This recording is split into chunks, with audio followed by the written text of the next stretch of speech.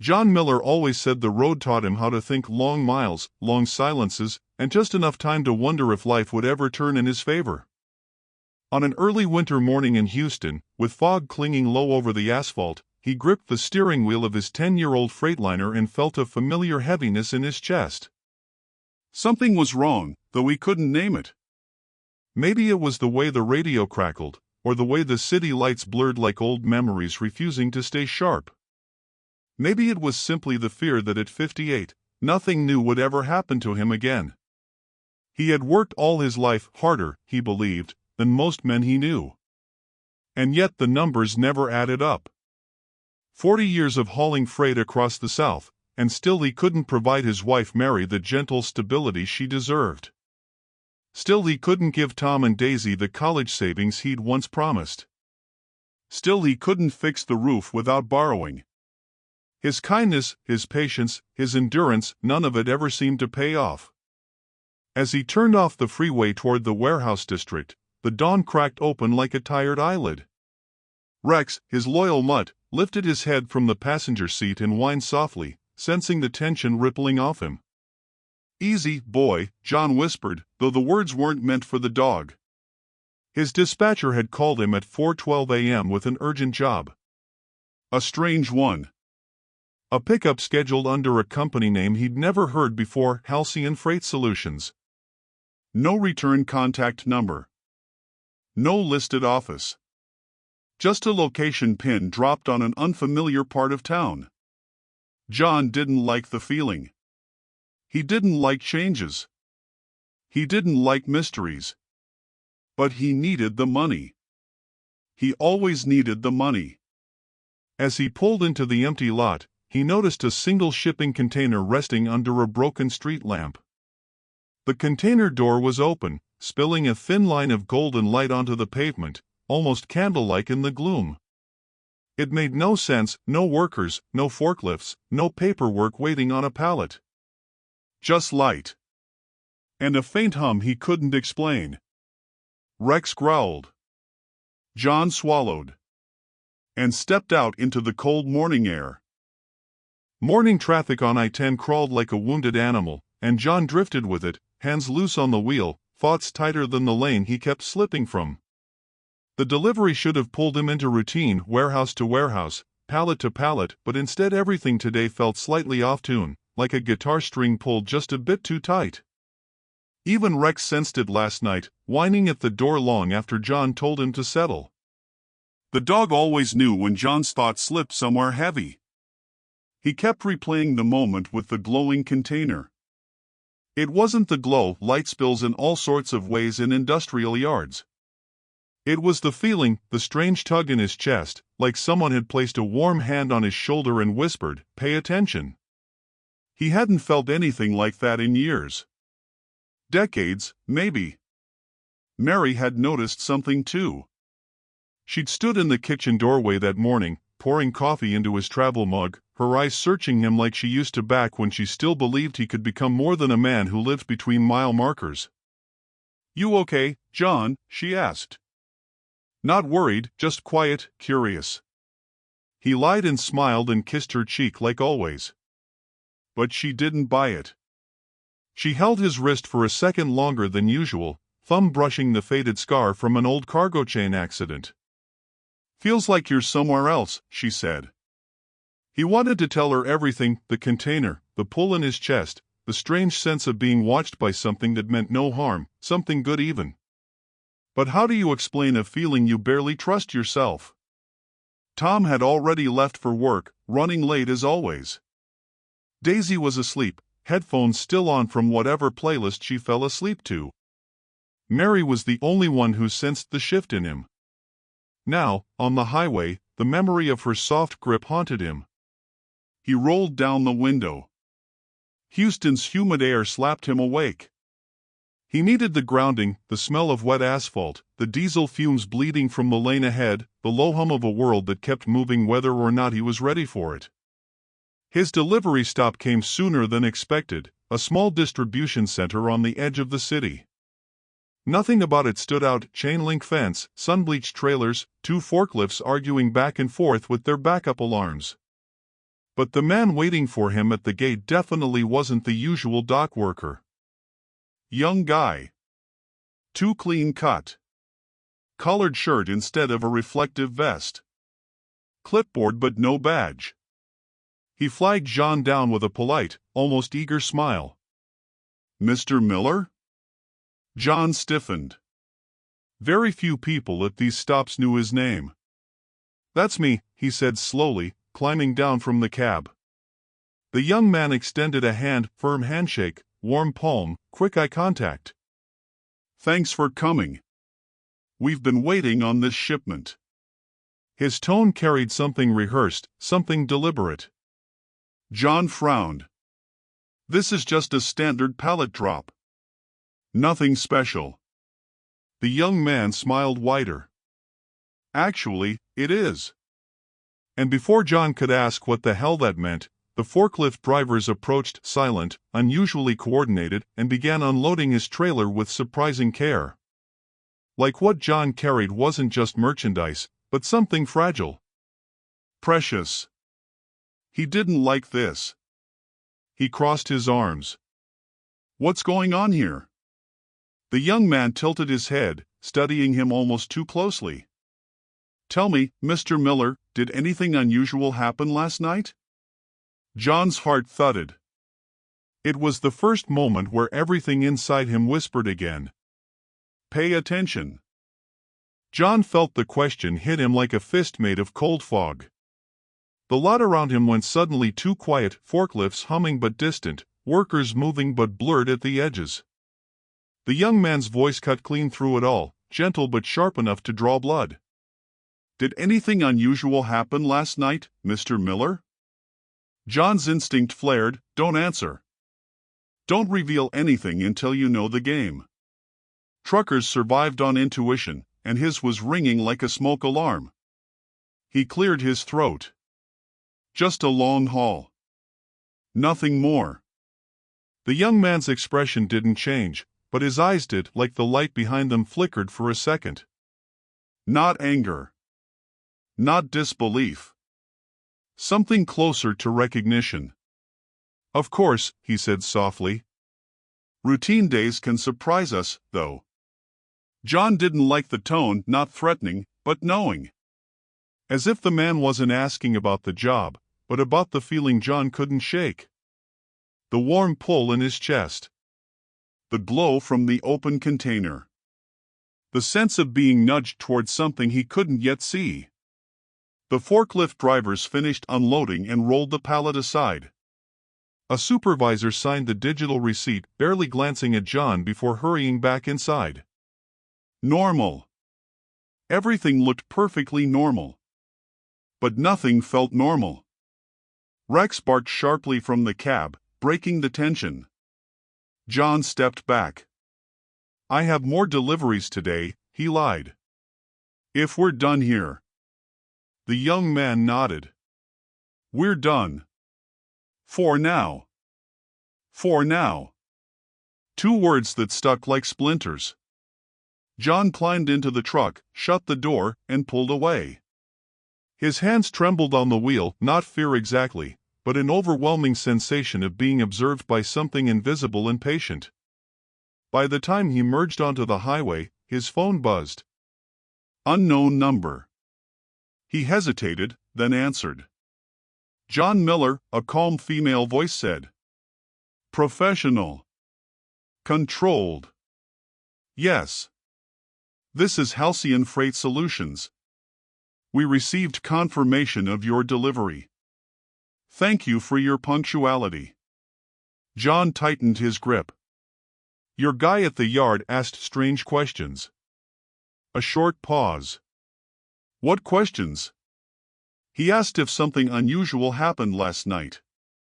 Silence empty, but not accidental. Finally, the voice returned, softer, "Did it?" John opened his mouth, and closed it. Every instinct screamed that whatever he said next mattered. "No," he lied. "Nothing." Another pause. Understood. Then the call ended. The line went dead, but something in him woke up restless, alert. The world looked the same, but the colors felt slightly shifted, as if Houston itself leaned in, listening. He drove for an hour without memory of the road, lost in a storm of thought. Only when he reached a roadside diner, one he'd visited 100 times, did he finally pull in, exhausted. Inside, the smell of bacon and burnt coffee wrapped around him like a blanket he didn't deserve. He sat in his usual booth. The waitress, Carol, poured his mug full before he even asked. "You look like hell, Miller," she said with her usual blunt affection. He almost laughed. "Yeah. Long night." Carol raised an eyebrow. "Too long?" He didn't answer. Instead, he stared out the window at the parking lot. At his old Freightliner. At Rex dozing in the passenger seat. He wished Mary were here. She'd know what to say. She'd look at him with that soft worry and remind him he wasn't losing his mind, that sometimes life sends signs when a man least expects them. But she wasn't here. She was home with bills spread out on the kitchen table, piecing together a life that demanded more than he ever had to give. John exhaled shakily. The diner lights flickered above him, just for a second, but enough to make him look up. Then he noticed her. A woman sitting alone at the far booth. Dark hair pulled back. Simple jeans. A denim jacket. Nothing remarkable except for the way she watched him with unwavering calm, as if she'd been waiting for him to look her way. When their eyes met, she gave the smallest nod. Not an introduction. Not a greeting. A signal. John's blood ran cold. Because he recognized her. He had seen her last night, standing in the fog, just for a split second, near the glowing container. And now, she was here. Watching him. Smiling faintly. As if the story he didn't know he was in had finally reached its next page. The woman didn't move at first. She simply watched him, calm, patient, like someone waiting for a storm to decide whether it meant harm or mercy. When she finally rose and walked toward his booth, the diner felt suddenly smaller, the lights dimmer, the air thicker. John's pulse thumped in his neck. She stopped at the edge of his table. "May I sit?" she asked, voice warm but carrying weight, like someone accustomed to speaking and being obeyed. John nodded because he didn't know what else to do. She slid into the booth across from him. Up close, she looked even more familiar, though he didn't know her. Couldn't know her. And yet his memory whispered images he couldn't fully grasp, a silhouette in fog, a shape by the container, a presence that felt like intention. "My name is Elena," she said. "And I believe you felt something last night." John swallowed, throat dry. "I didn't feel anything." Elena smiled. Not mocking, knowing. "The truth is heavy only until someone helps you hold it." "What do you want?" "To understand what you carried." Her gaze softened. "And what it did to you." John pushed back against the booth, as far as his shoulders would allow. "It was a standard shipment. I didn't even open it." "John," she said gently, "you saw the light." His breath snagged. He hadn't told anyone about that. Not the dispatcher. Not Mary. Not the man at the gate. No one. "Who are you?" he whispered. "Someone who's been watching Halcyon," she said. "And someone who knows they've been watching you." John's skin prickled. "Why me?" "Because you're the first one it reacted to." "It." The word sank claws into his thoughts. John stared at Elena, trying to read something human behind the calm certainty of her expression. But whatever she knew, the story she carried, she wasn't revealing it yet.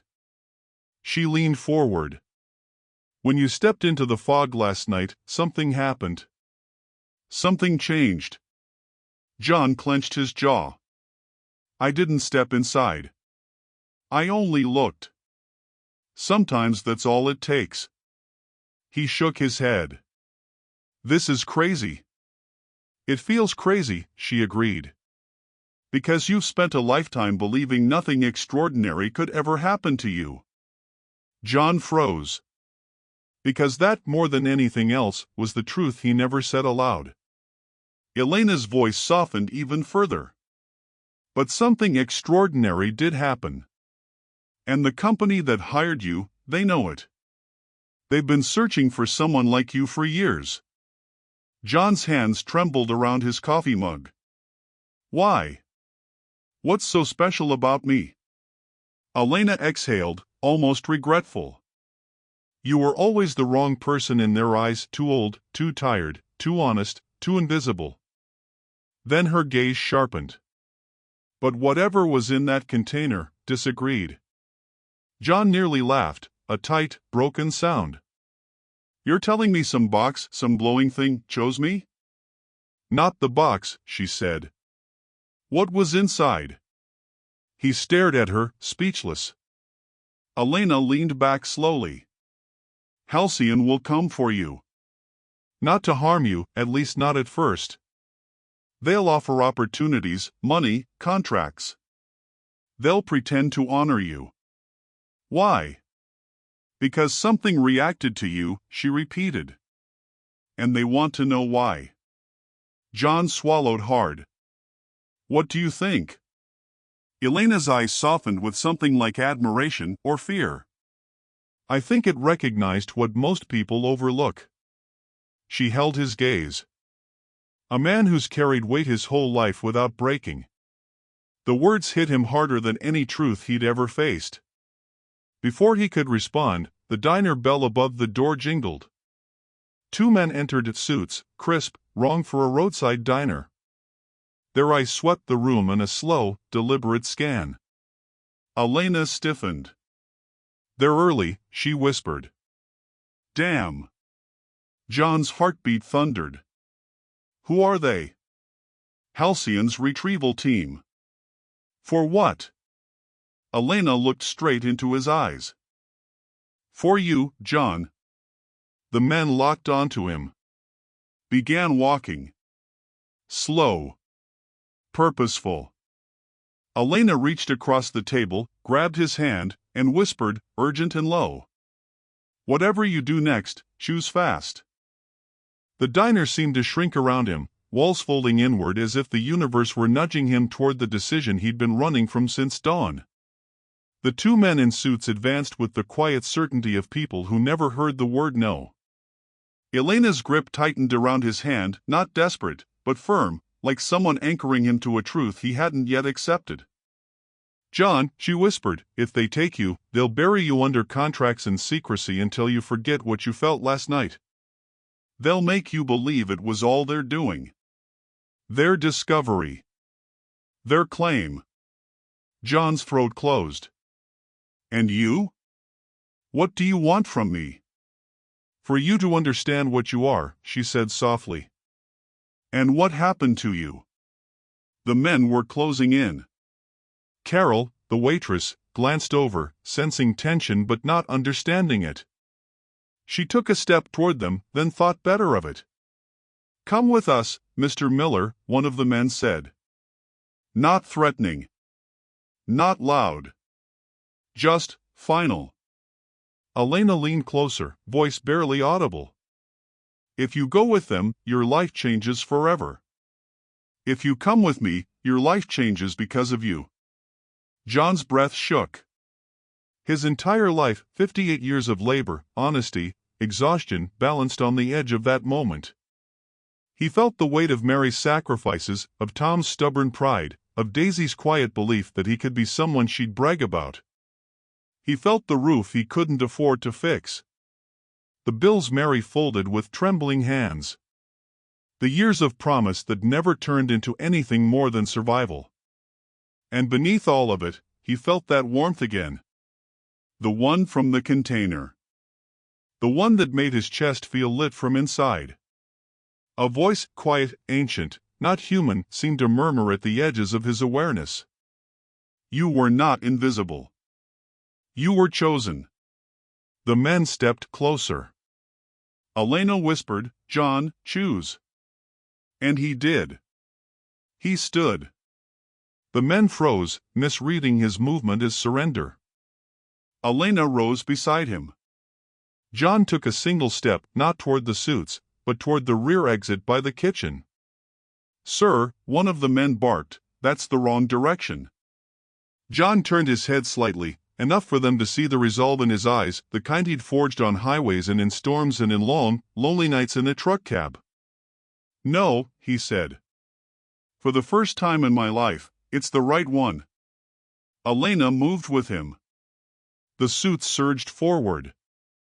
Carol gasped. Rex, sensing danger, burst from the truck outside and barreled through the diner door, teeth bared, growling like a creature twice his size. Chaos erupted. And in the confusion, John and Elena slipped out the back into the alley, Rex at their heels.